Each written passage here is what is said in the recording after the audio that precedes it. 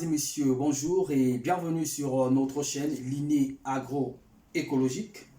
Aujourd'hui, nous avions le réel plaisir de recevoir sur ce plateau Monsieur Wameno Papakofi Richard, d'origine togolaise, spécialiste des organisations coopératives et ingénieur agroéconomiste, manager général du cabinet Le Vert. Monsieur Wameno, bonjour. Bonjour. Merci d'avoir accepté notre invitation. Je vous en prie. Et je rappelle que ce n'était pas facile de vous avoir. Je vous en prie. Encore une fois de plus, merci. Merci. Avec vous, nous allons développer la thématique sur les organisations coopératives. Donc, il s'agirait simplement de présenter c'est quoi une organisation coopérative et de nous dire un peu quels sont les objectifs que vise votre cabinet Le Vert. Donc, pour commencer et pour être plus simple et plus direct, je voulais savoir, c'est quoi une organisation coopérative? Merci beaucoup pour la question.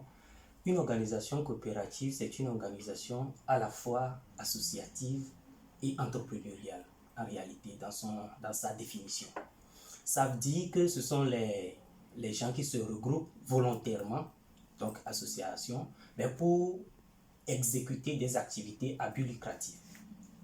Ok, Voilà. Mais d'un côté, on a toujours entendu parler des groupements coopératifs, Ouais. et de l'autre côté, on parle des associations coopératives. Autrement dit, il y a des groupements et il y a des coopératives. Est-ce que des groupements sont automatiquement appelés des coopératives ou bien à quel moment un groupement agricole devient une coopérative agricole? Merci. Vraiment, il faut faire cette distinction parce que les groupements sont sur la base de la loi 1901. Donc, ce sont des associations comme toute association. En réalité, les groupements ne tiennent pas vraiment des comptabilités. Leur but, c'est pas vraiment ça en termes de vision entrepreneuriale, en termes de recherche de profit. Par contre, les sociétés coopératives, comme on doit les appeler, ont pour but la satisfaction de leurs besoins par le plan d'une entreprise.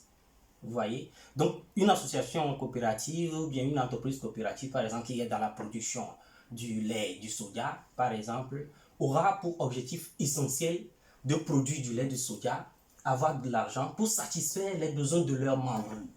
Par contre, une association peut ne pas avoir les mêmes objectifs. Très bien. Je pense que ceux qui nous écoutent auront quoi vraiment à noter. Hein? J'espère qu'ils tiennent avec eux un stylo. Merci encore beaucoup, monsieur Papakofi. Continuons un tout petit peu sur cette même lancée-là. Vous voyez qu'un peu au niveau des coopératives, souvent il y a un véritable amalgame.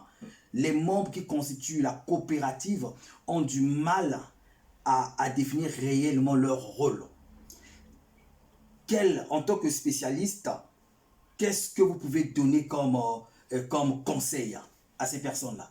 L'essentiel des problèmes pour les coopératives, c'est la constitution. C'est la base. En réalité, quand on parle de coopérative, ça veut dire que les gens sont volontairement réunis. Non seulement ils sont volontairement réunis, ils ont les mêmes objectifs. C'est-à-dire, on ne peut pas ici regrouper une population et leur dire à partir d'aujourd'hui, vous êtes des coopératives, vous produisez du soja. Non.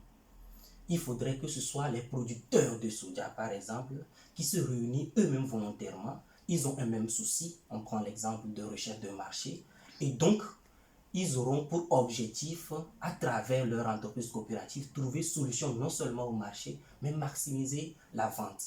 Et donc, l'association coopérative là ne va pas que produire, puisqu'ils sont, par la base de l'exemple que je donne, tous des producteurs. Mais maintenant, après avoir produit, ils vont vouloir avoir plus de gains pour satisfaire les membres qui sont... Oui, voilà. Ils recherchent un même intérêt, un même objectif. Voilà. Vraiment, encore une fois de plus, merci beaucoup pour votre démarche, hein, parce que c'est vraiment très édifiant. Franchement, c'est très édifiant. Merci beaucoup. Revenons